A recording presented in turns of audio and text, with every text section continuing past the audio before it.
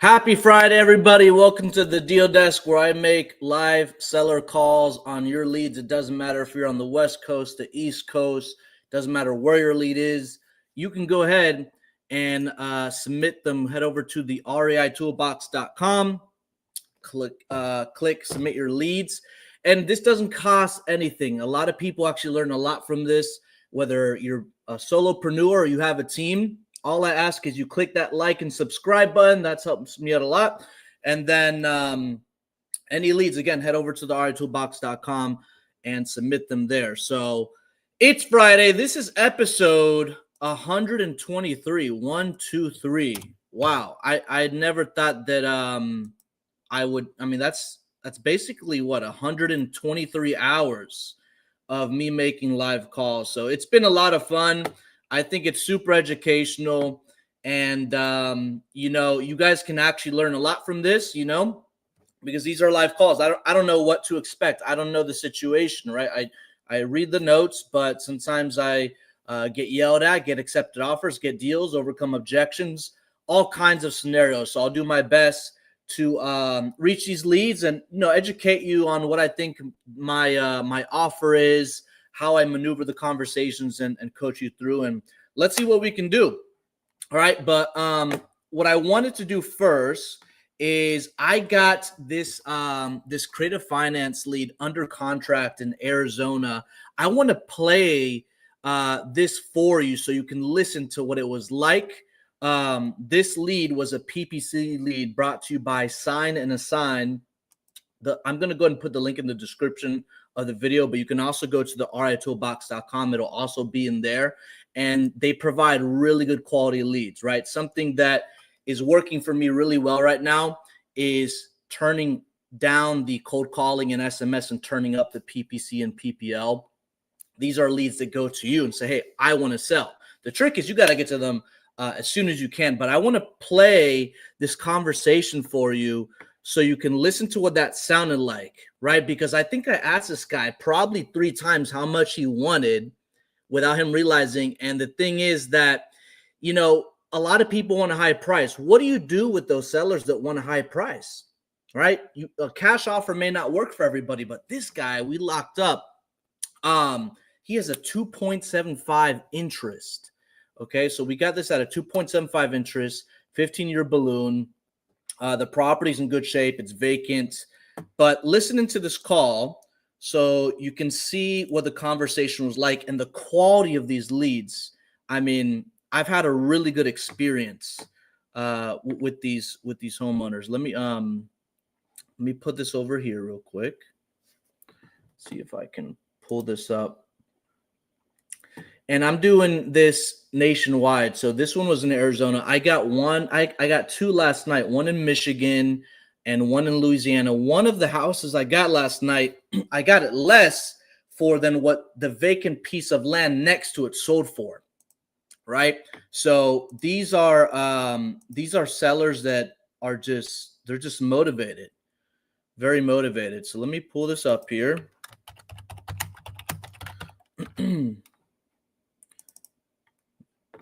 Go ahead and share this here. Maximize the screen.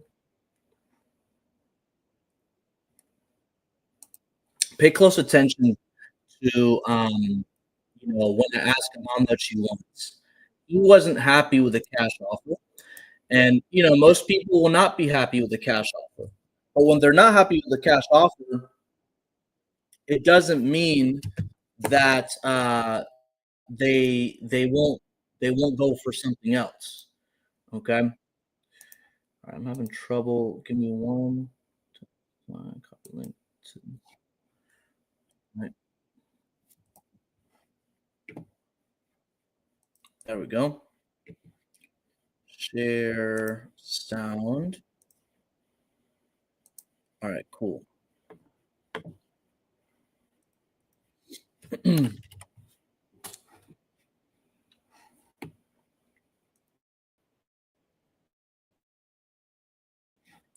right, let me backtrack this from the beginning and pay close attention to this and turn your volume up and go and listen to it here.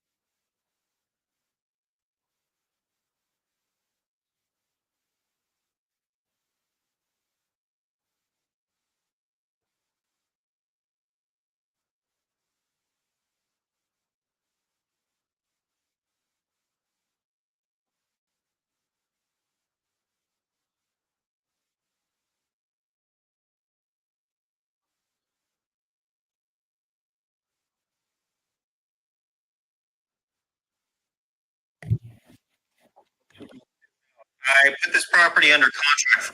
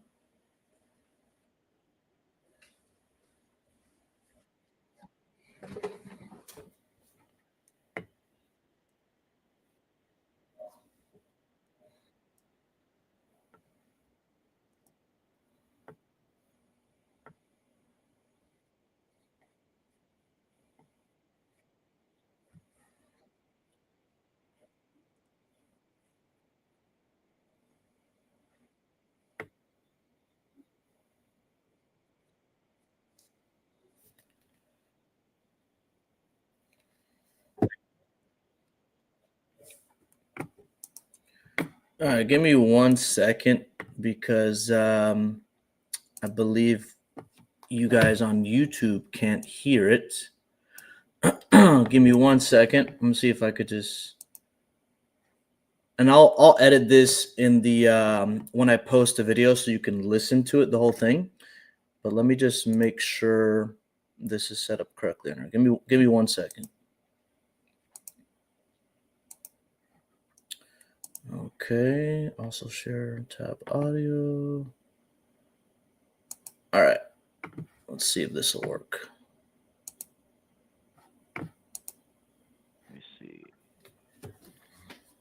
So your square footage was 2,256. Yeah.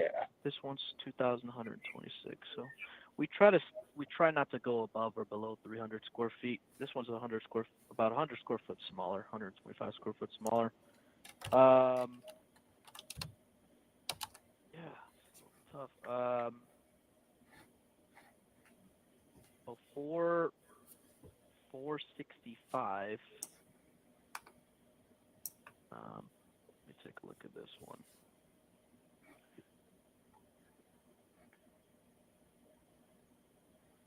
There's is it vacant right now? Yes.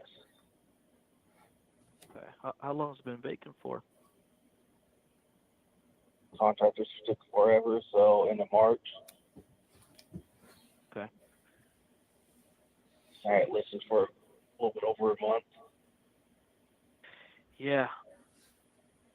So yeah, that's another concern. So I mean, it was listed for 500,000, around the same price. I mean, just from me looking around here, here's one silver. Yeah, this one. I mean, I think I'd have to probably be, if it was like a cash offer, anywhere between 350 to 400. I couldn't Somewhere hear you. around What was that? Hello? Hello? Yeah, can you hear me now? I can hear you now. Okay, great. I was saying, just from what I'm looking in the area, if it was like a cash offer, we'd probably be anywhere between like 350 to 400,000. Oh, yeah, there's no. Yeah, that may not work. I could tell you this. Take a look here. If we can pay, I mean, exactly what you're asking for, would you be open to terms on the property, What terms? like financing with a down payment?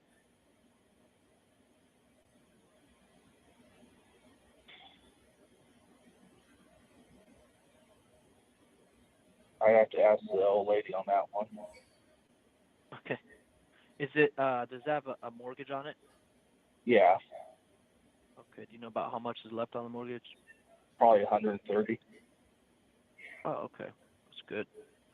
So, if properties are in good shape, like let's say, we speak with a lot of homeowners, cash offer doesn't work for everybody, obviously, or else we would just say listed. But if the property's in decent shape and we think it'd be a good fit as a rental, what we actually do is we can pay full market value. We can maybe even pay a little bit more than you're asking, and as long as the homeowner is open to terms. Now, since there's a mortgage in place, it would be subject to the existing mortgage. So typically the way that, are you familiar with how that works? No, I haven't done that one before, no. Okay, so basically what we would do is we would make a down payment on the property, and then we would take over the mortgage. It would be subject to the existing mortgage. And then that's a little bit more of an advanced strategy, but we love taking those down that way because it's a win-win for everybody. Let me take a look here. Do you know the interest rate on that mortgage? 2.75, I believe. Oh, that's perfect. Okay, so let me 2.75. Do you know what your monthly payments are? Just under 1,200 on a 15-year fixed. Okay, under 1,200 in 15 years. Does that include PITI or taxes, insurance? Okay. Yeah. 15-year. Okay. Yeah, so I'll just give you some case studies. The last 5 we've done. I Okay. mean, it all depends on what the homeowners want. I mean, if somebody wants like half down, as an investor, that wouldn't make sense for us. And then the way the homeowner is protected is they'd actually be, we make a promissory note with the attorney. It's all drawn up that way. We've never, defaulted on a payment, or else we would lose our down payment and the money we put into it or equity. Some of them have mortgages, some of them don't. But usually what we do is between 10 to 20% down, and then the homeowner tells us how much time it is. Now, if there's a mortgage in place, we would have to look a little bit. We'd have to do our own due diligence and see what we can rent it out for. Uh-huh. And as long as, if your PITI is 1,200, we could rent it out for more, and then, make a down payment, take over the mortgage. Then that's how we're able to pay a much higher price. We can pay, the price is really not irrelevant, but it's secondary when it's on terms, because we get a good interest rate, you get a down payment, and then we get to, rent the property out. You don't have to worry about it. Anymore, yeah. Yeah, otherwise I would just say, relist it, but then there's always pros and cons. There's closing cost fees, and then if you relist it, people see like it was listed before, and then there's a whole bunch of things that could go right or could go wrong. But yeah, I think we could do 475, or maybe even a little bit more if you're open to terms. That's something we can circle back with. Yeah, that might be something to look into, yeah. And what I'll do, I'll put together like let me see do I have your email and file here? Not sure. What's your best email? Okay, got it. Yeah, if you want to speak with your partner and see if that's even something that you would be open to, and then you let us know. We'll do our due diligence to see what we could rent it out. And then with that, whenever we send everything to the title company, if we agree on something, we'd have to get like a most recent payoff statement just so we know all the exact numbers. Okay. And then we'll draft up a letter of intent, so it's on paper, so you can kind of review it with your partner. And yeah, that typically we're able to pay full market value that way. And that may work for some people like yourself if you're looking to get a higher price. Okay. Yeah, So, I'll work. speak with my team. Yeah, I'm going to speak with my team, because it's the end of the day over here. I'm going to speak with my team tomorrow morning about this, and then if you want to speak with your partner, when would be a better time for me to check back in with you? Probably after 4, probably make it after 4:30 Pacific time. I don't think I'll get off the mountain at work till around then and have reception. Okay, call you back tomorrow after 4? Yeah. Okay, perfect. Yeah, I think that could work. So we'll do some homework, and then you could speak with your partner, and then I'll give you a call back tomorrow, and then we'll go from there. All right, sounds good. Thank you. Thank you. Have a good evening. You too. All right. Cool. So this guy, as you can see, he was asking a higher price. The cash offer price didn't work, but the terms actually worked very nice. Let me pull up the numbers here just so you can see what I did.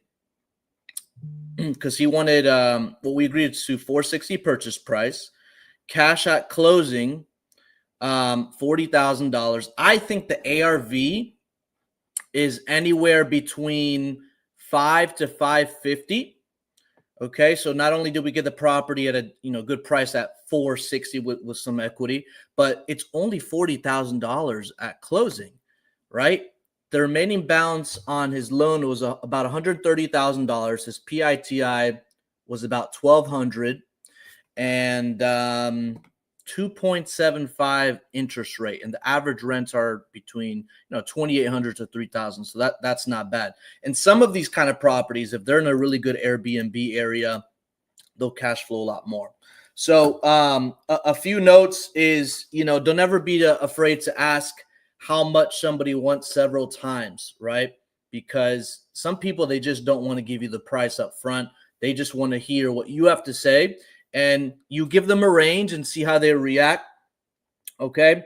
And you also have to restate the benefits, right? If somebody immediately doesn't like your cash offer, I told them, yeah, like I said, we don't buy every property we look at.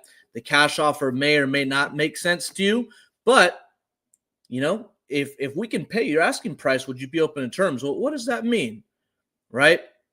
Maybe some money down, I mean, some now, some later, maybe a down payment, some financing, and then just break it down. But this is on a 15-year balloon as well, so that's not too bad. Okay. And the last tip of this was follow up, whether it's this call or any other calls or calls that you guys do. One of the biggest things that have been helping a lot, and I'll tell you another one right after. So one of the biggest things is asking them what is the best time, right? If he has to speak with his spouse, okay, speak with your spouse. What is the best time to give you a call back to see how that went? Don't ever just leave it. Okay, great. Speak with your spouse. We'll talk later, right? And then we don't know when to call them back. So make sure that you get a specific time to call them back. And one of the game changers, right? The last 2 or 3 deals we've gotten for people like this that are kind of maybe cash offer, maybe at terms, is I send them an LOI, letter of intent. Hey, here's our options. We can pay cash at this. We can pay this on terms. And then this is option 3, right? With or without interest. You can mix it up, but always set like options on the letter of intent, right? You have 3 options. You send it to them. They may or may not like it, and then they'll counter, right? So I told him typically we're between 180 and 200 payments. He countered at 180 payments. Okay.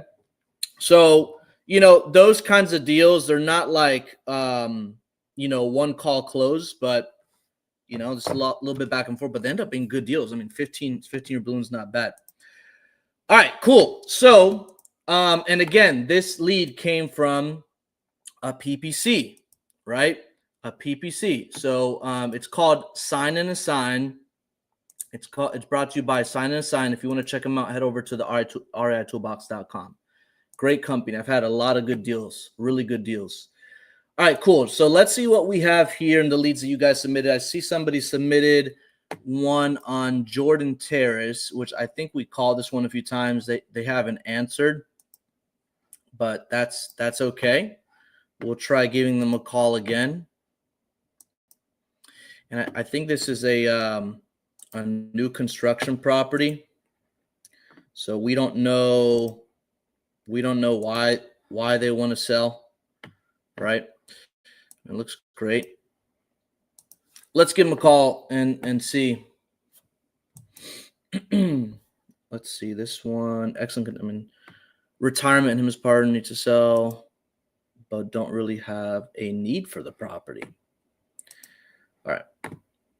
I remember this one. This one's been submitted a few times, but every time I call, they don't pick up the phone. So let me try calling twice and see what the scenario is. I spoke with a guy today. He was fixing up the property, and he just ran out of money, and he wants to offload it at a discount. This does happen to some smaller companies that also do new construction, and those deals are out there. All right, let's see if they pick up the phone. Man, I'm trying to get rid of the sickness. Everybody's getting sick. Ginger tea, lemon tea, vitamin C. I feel congested, but I'll do the best with my voice here. Let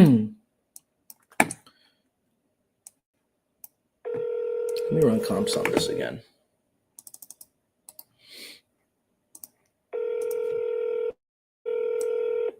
Your call has been forwarded to voicemail. The person you're trying. Let's call back one more time.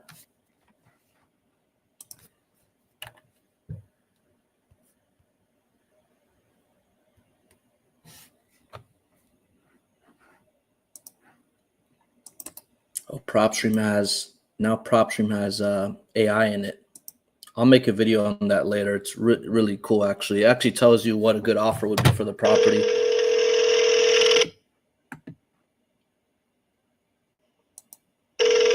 Your call has been forwarded to voice. So maybe he hung up that one because it didn't finish ringing. But anyway, when was this? This property is 2023. It's brand new construction. So they bought that lot for 93, sold it for 381. All right. Well, he didn't answer. So whoever submitted this lead, you can resubmit it again if you want. So I hit him up again on the next show. We'll keep calling. All right. This next one is in Houston, Texas. Houston, Texas. Let me see if I can pull this up. Here we go. All right. Excellent condition. So here's a property. It's in excellent condition. Owner did the repairs before passing. Oh, this property is an inherited property. This property was inherited to her by her friend. Judy's trying to get the money that her friend Rita invested into a new roof and remodeling. This property is inherited to her, Judy Miller, by her friend. All right, Judy's trying to get the money that her friend Rita.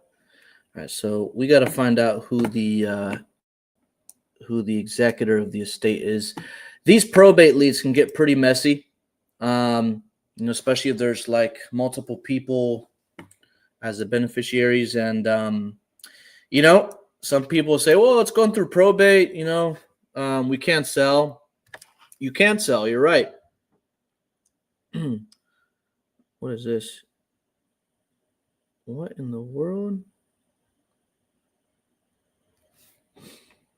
One second.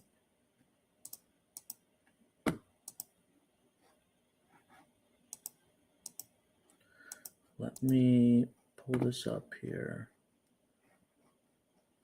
All right, so let's call Judy and see if she picks up the phone.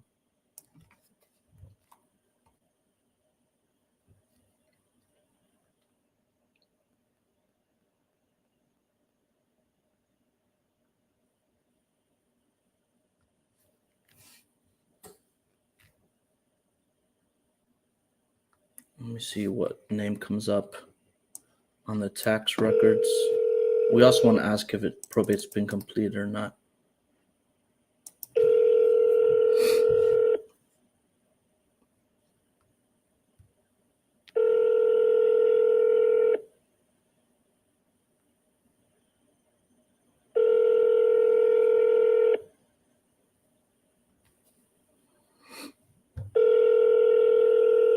The Magic Jet customer you have called is...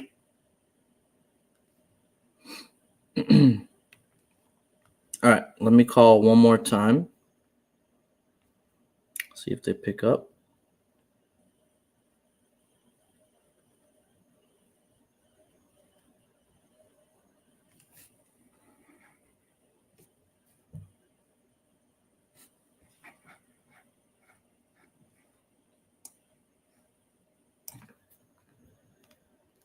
Always call twice.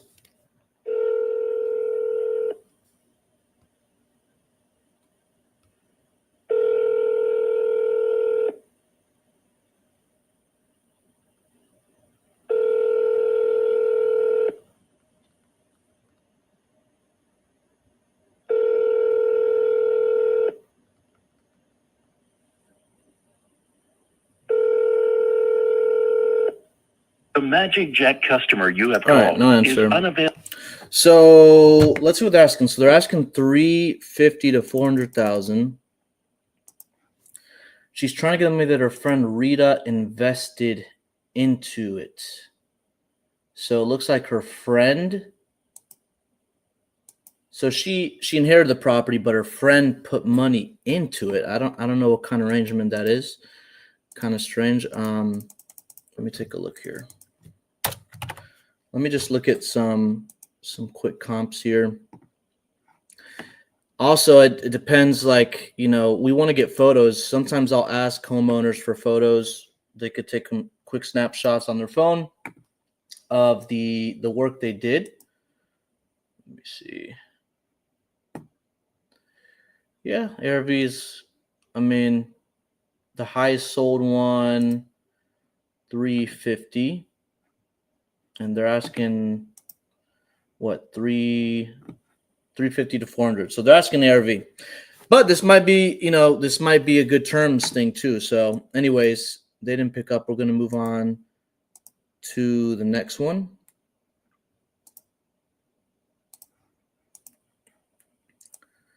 All right. Next one is in Apollo Beach.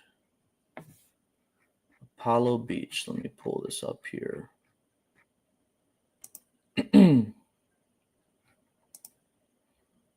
It looks like this. So this is active. Is this active? Is this listed or is this for sale by owner? Okay, so this is for sale by owner.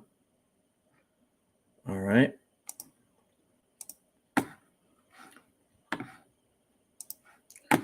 Let's see.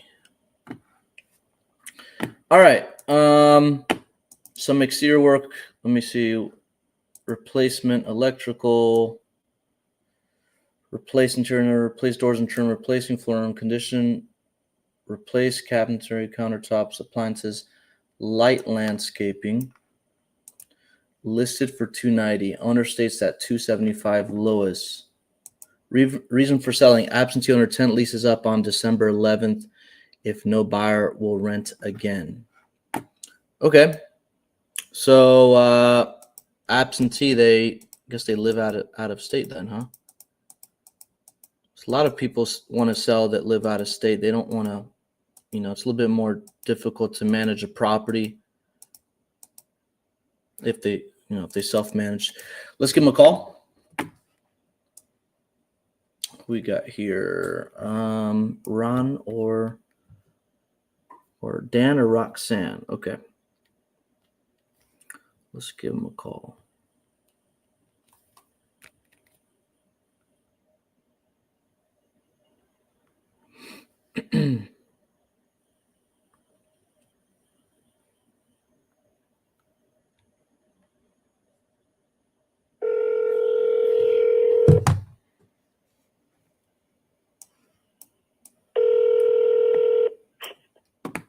How was today? Hello. Yes. Hey, Dan. My name's Steven. I think my partner spoke with you about your property on Florida Circle. All right. Did I catch a good time? Yeah. All right, great. So I wanted to see what I can offer for you, the property. My process is actually real simple. I just want to ask you a few more questions other than what I see here in the notes. And then I'll go ahead and evaluate the area, see more or less what I can offer you. It takes about 5 minutes. Is that okay? I mean, I'm not looking for any help selling it. Are you looking to buy it or? Yeah, I'm not a real estate agent. I'm not trying to help you sell it. I'm interested in buying it. I'll give you an offer on the property. All right, man. I'm sorry. I've gotten so many calls. Oh, I know. Once you put your house on Zillow for sale by owner, you'll get flooded with agents contacting you, trying to list it or whatever. But great. So I see it needs some work. Replace electrical fixtures, paint interior, exterior, replace doors, trim, flooring, plumbing. Did this house get flooded? I didn't get a chance to see. No. It wasn't affected by the hurricane, was it? No. Okay. No, there's a renter in there now still. Right. And then their lease is up. It says December 11th. They put here in the notes, right? Okay. All right. And it says you live out of state. That's why you're looking to sell it? No, I'm just looking to sell it. I mean, it's rented right now. I'll once these renters leave, I'll put a little bit of money into it and, rent it to the next person. But if somebody wants it more than me, then they're more than welcome to buy it. Gotcha. What's got you interested in selling it? That's why I don't want a realtor because it's like they're not in it for that game. They want to sell it and move on to the next one. And I get it. You know what I mean? Yeah. But, we'd like to have one a little bit further, in North Florida, but it's not like a dire need. So. Gotcha. Yeah, that makes sense. Okay, and then do you know the age of the roof and the AC? The roof is a little bit less than a year old, and the AC is I think it's like 7 years old. I didn't think it was that old, but when we actually looked it up, it was that old. Okay. And then let me see, electric, plumbing. How's the electric? I upgraded before these tenants moved in. I upgraded the electrical box. Uh-huh. So, I mean, and that was like the only thing. I think they redid the wiring going to the stove, and they redid the control panel. But other than that, like everything was good.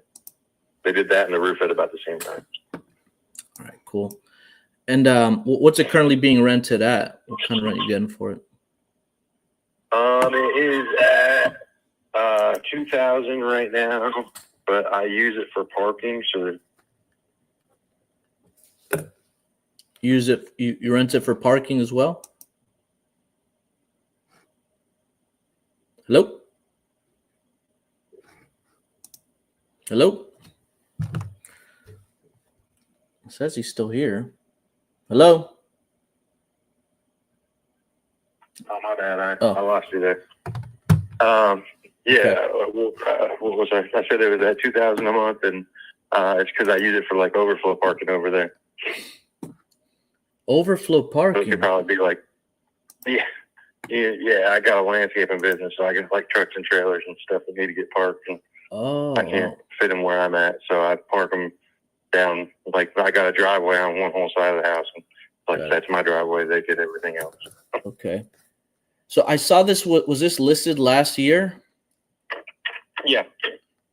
Okay. I said it was. I see it was listed for 290, but it failed. What was the reason for that?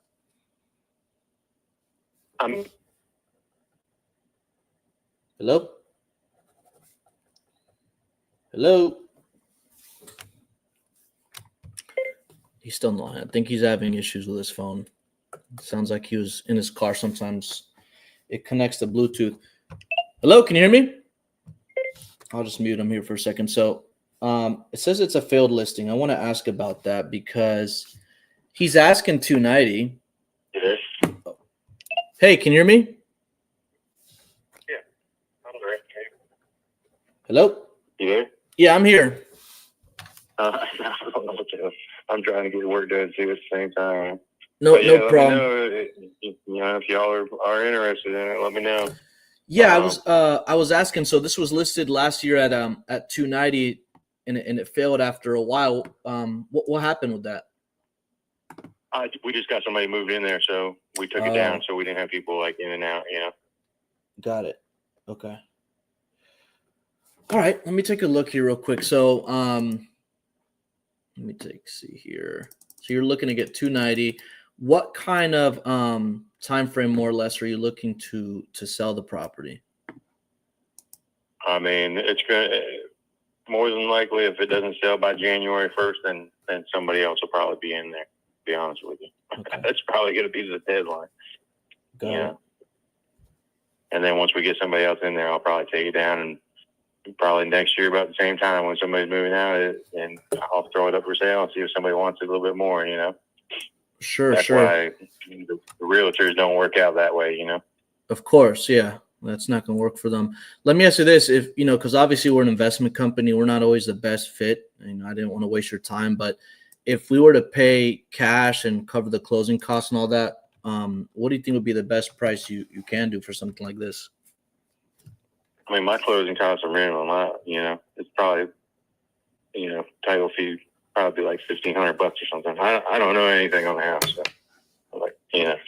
I'm not gonna, just give it away. But I told, Right, I remember now. I think I told you partner, if I don't have to touch anything when the renters move out, and $275 would be like, if you can't come with $275, then it ain't gonna happen. You know what I mean? Gotcha. No, that makes complete sense. Okay, let me ask you. I don't even want to. And that's me not touching one thing afterwards. Right. You know what I mean? Yeah, because and I don't think I've ever given that price to anybody, man. So I understand. You'd be the first that got that one. I think the last time it was for sale, somebody offered $280, and they wanted me to they wanted to tic tac another couple thousand of repairs or whatever afterwards, and I told them no, over 280. So Sure. I mean, I've never given anybody a 275 price. So that would be the bottom line. Gotcha. If I can pay that price, would you be open to our terms? What's that? Like, especially since you own it free and clear, I can pay your price maybe even a little bit more if you're open to terms, like a down payment and monthly payments for it. No, I'd just keep renting it for that. Yeah, that's what I figured. Okay. Yeah, otherwise I would just say listing it would be the way to go, but I know you're not motivated to do that right now. You know. No, I mean, I'm making money, you know what I mean? So it's just going to take somebody that wants it more than me. And I mean, if you look at that area, dude, there's, nothing under 300 right now, For sale? No, not that's out of, that's there's nothing in Apollo Beach that's under 300 that's, not in a HOA that ain't, Mm-hmm. I think there's one on Firefly that got a bunch of damage from the hurricanes or whatever, and they got it up for 275, but there's nothing, in the area under 300. Yeah. I mean, I see some, the way we come up with our offers, we look at usually the last 3 to 6 months, we look at bedroom, bathroom, square footage, year of build and all that. And then based on the, if it needs work or not. But yeah, I mean, I think you're right on the money with the asking price, but as an investor, I mean, it wouldn't make sense to us. No, I get it. Yeah. But I mean, what kind of price could you all throw out there, you think? I mean, I wouldn't be anywhere close because I see, let me look at the last 3 months right here. So in the last 3 months, I see a renovated property. Kind of Are you familiar with Firefly Lane? Yeah, the one on Firefly took some damage. I went by it, but took a lot of damage. Yeah, there's actually one. Do any kind of repair. Yeah, I mean, there's some.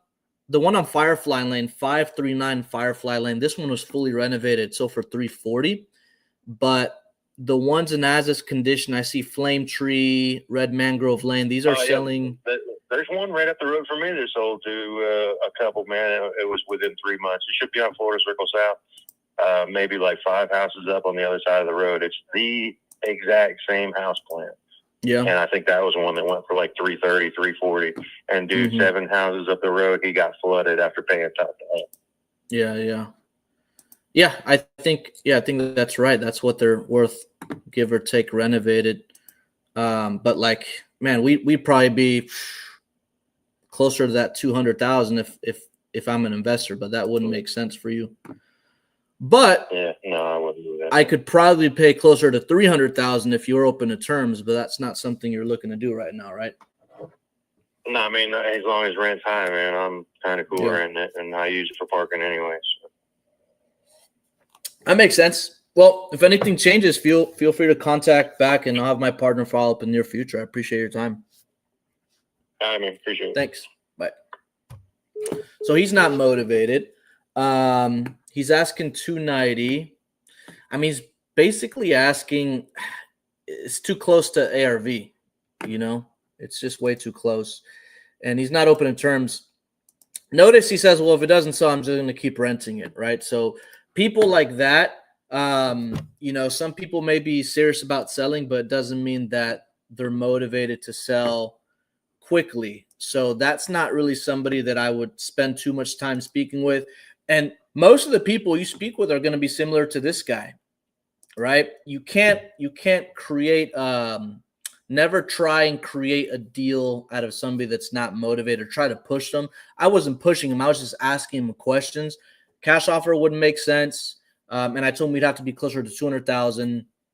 And then, he knew the area pretty well. And then if it doesn't sell, he would just put money into it and re-rent it. So, he's not a motivated lead.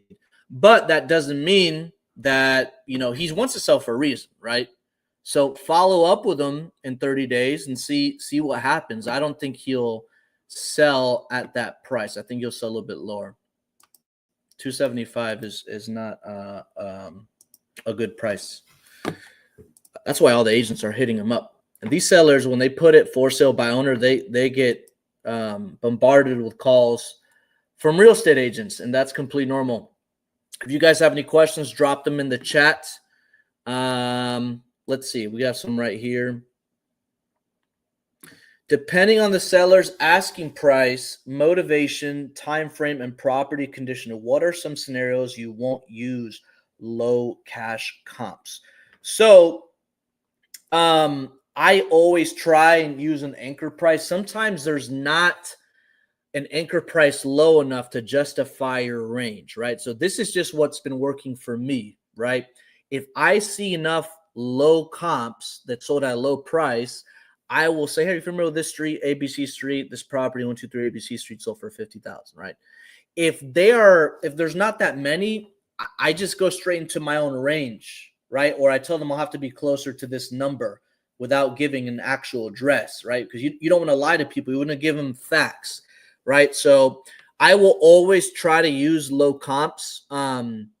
If there's no low comps, I just give a wide range. And the reason I do this, guys, is because let's say this guy, for example, right? If I was trying to negotiate with him and I started exactly where he was at, right? It's not really going to do anything. I told him I have to be closer to 200,000. He's not motivated in the first place, but most people that you speak with, you have to start, what is this? Oh, you have to start at a low price because that's going to make anything above that sound better. And if you find any comparable addresses with that low price, it's even better. And it doesn't matter what kind of condition it's in because an anchor is not an offer. An anchor is just a way to get a reaction out of somebody if they won't budge on numbers or, just because he's asking 275 doesn't mean he'll go lower.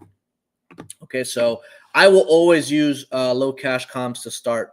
Okay, great question. When you follow up with a seller a month later that declined your cash offer or terms offer, do you take them through your entire sales process again? No, I don't. So I pick up right where I left off. So depending what CRM you're using, or whatever notes you take down for the seller, you want to pick up exactly where you left off. You don't want to come across new.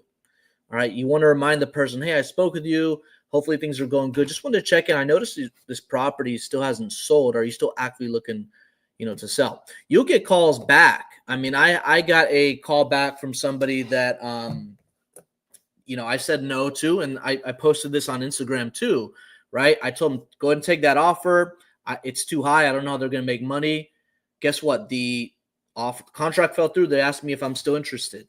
And that just happens more than you think. But don't start the process all over again. You want to pick up right where you left off, build some rapport, and gather some information, right? If it's still available, why is it still available? Was it under contract and the contract fell through? Or, did they get any offers on it? This guy, I noticed he had his property listed last year and then it failed, right? So you want to ask him about that. He said he found somebody to move in. So, you want to gather as much information as you can. All right. Let's see. Any of you have any questions in the Zoom chat? Can we get that link in the chat? Oh, yeah. What would be a good price to pay for that deal? Probably 150, Olivia. Like 150 to 200, I think would make sense. 150 to 200. But 275 just doesn't make sense for an investor. It just doesn't make sense. Okay, let me get that link for you guys here. Yeah, you'll never be the first one to speak with a seller. They're always getting calls from everybody. Excuse me. But some people they try to up your offer simply by saying, well, this guy offered me this, or well, that's great. Why didn't you take that offer? Well, I'm trying to get higher offers. Well, if I were you, I would take that offer because I'm not even going to compete with that. I don't know how they're going to make money on that. If it's an investor, right? If it's a homeowner, it's a different story. But a lot of homeowners I speak with, oh, this guy offered me this. Oh, is that an investor? Yes. Okay. Well, if I were you, I'd take that. I don't want to waste your time. And they don't expect that response. They expect me to say, well, let me see what I can do. What if I offered you this? And this is where a lot of people fail, is like when people say, well, I have this other higher offer. If you can match or beat that, I'll go with you.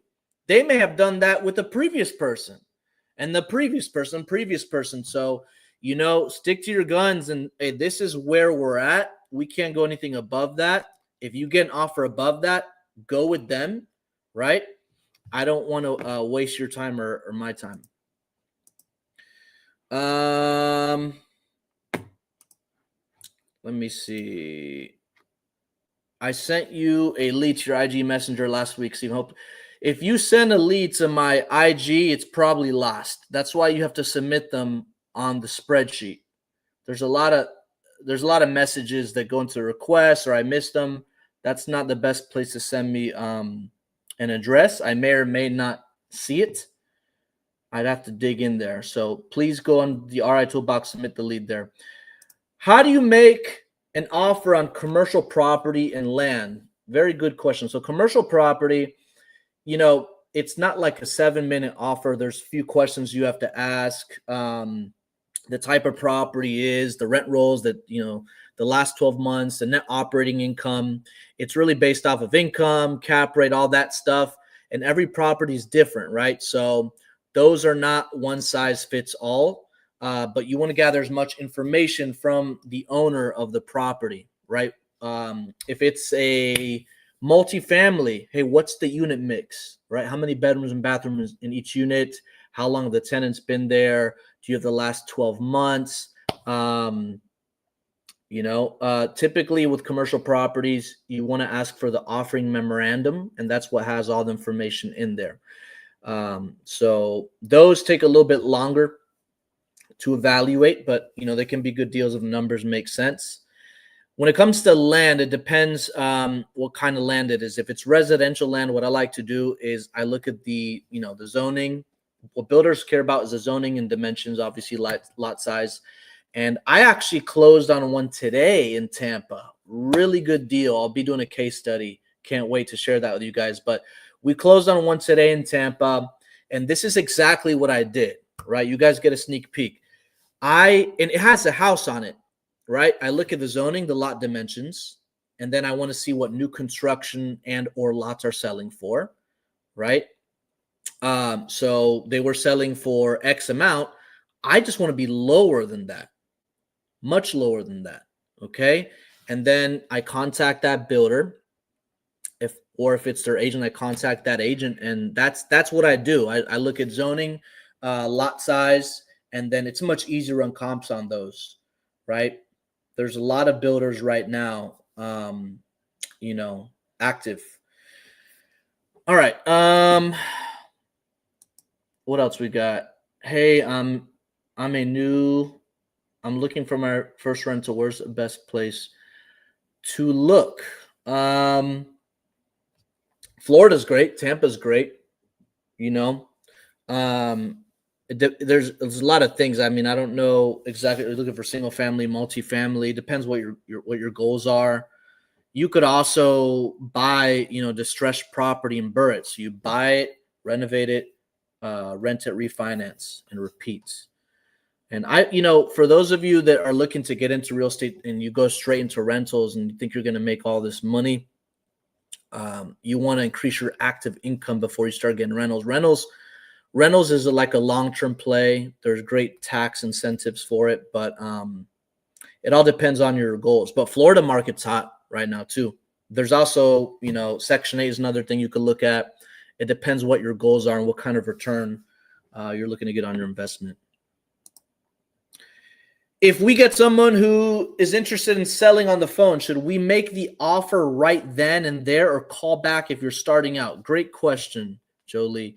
If you're starting out, call them back. I remember when I started, I was trying to give an offer, run the comps, and type in the CRM all at the same time, and I just fumbled, okay? And the correct way to do it, if you're starting out, remember, this comp stuff on the phone, it's an art. It takes a little bit of time to really understand how to run comps by itself, the correct way. And there is a video as well on my YouTube channel on how I run comps on land and residential properties using PropStream. But if you're new, gather all the information first and say, hey, great, I got all the information I needed. Is it okay if I give you a call back after I crunch numbers? It could be with my team or yourself or whatever. Crunch the numbers correctly and then call them back with the numbers that you know what your anchor is, you know what your MAO is, now you know what your range is. So don't try to overwhelm yourself trying to speak with them, take down notes, run comps, and give an offer. It's too much in the beginning when you're starting out. Great question. Who you guys got tonight? Tyson or Paul? It's gonna be on Netflix tonight, 8:00. Mike Tyson versus Jake Paul. That's a good one. That's gonna be a really good one. But yeah, when you're running comps, it takes time. It's an art. I like using PropStream. There's a 7-day trial. All that stuff is in the RI toolbox. But I've been using PropStream for a long time. MLS Access is also good. PropStream added PropStream Intelligence. It's really cool. I'll make a video on it. See if I can make one today on it. It shows you all this extra information for it. They redid and refreshed like the list, and it also tells you an estimated amount you should offer for the property. Like, how easy is that? I'm like, what is this? I don't even, I mean, you it's good to run comps, but it's good to also get an estimated, like, hey, this is what you should offer. It's really cool. Well, you got Tyson. I don't know, man. Tyson still looks good. He still looks good. There's a 3-day documentary on that. I think Tyson looks really good. Tyson, second round KO. How do I run comps in non-disclosure state like Texas? Great question. So on PropStream, it actually has estimated values, right? You want to look at MLS data, but something in these non-disclosure states, you know, a good strategy is also to look at pending, right? Pending days on markets.